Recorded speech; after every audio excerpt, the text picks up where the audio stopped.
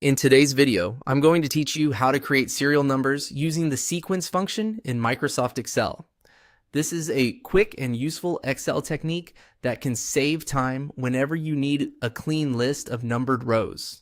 Instead of typing numbers manually, you can use a simple formula to generate them automatically.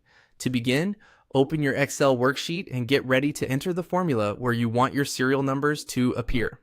In this example, we'll start in cell A2, which is a common place to begin a numbered list if row 1 contains headers. Click on cell A2 and type the following formula: equals sequence, open parenthesis, plus 10, close parenthesis. Then press enter. As soon as you do that, Excel will automatically fill the cells below with serial numbers from 1 through 10. You only enter the formula once, and Excel handles the rest for you.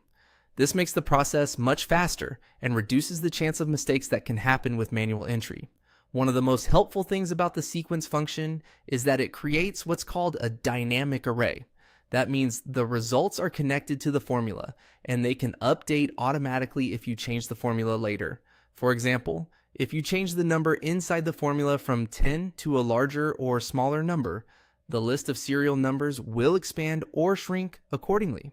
This gives you a flexible way to manage number data in your spreadsheet. If your version of Excel does not support the sequence function, there is still an easy alternative.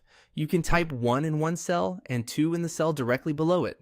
Then select both cells, move your cursor to the small square at the bottom right corner of the selection, and drag the fill handle downward. Excel will recognize the pattern and continue the numbering for you automatically.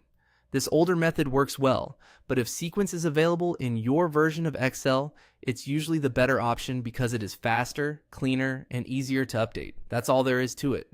You now know how to create serial numbers in Microsoft Excel using the sequence function, and you also have a backup method if that function isn't available in your version.